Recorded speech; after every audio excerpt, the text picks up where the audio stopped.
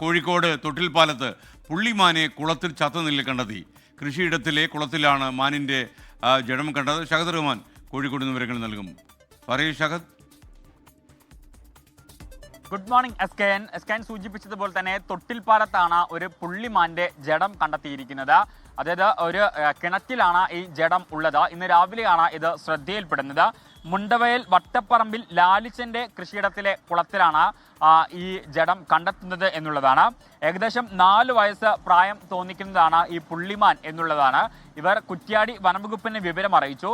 തുടർന്ന് ഉദ്യോഗസ്ഥർ സ്ഥലത്തെത്തുകയും ഉദ്യോഗസ്ഥർ ഇത് പരിശോധിക്കുകയും ചെയ്തു.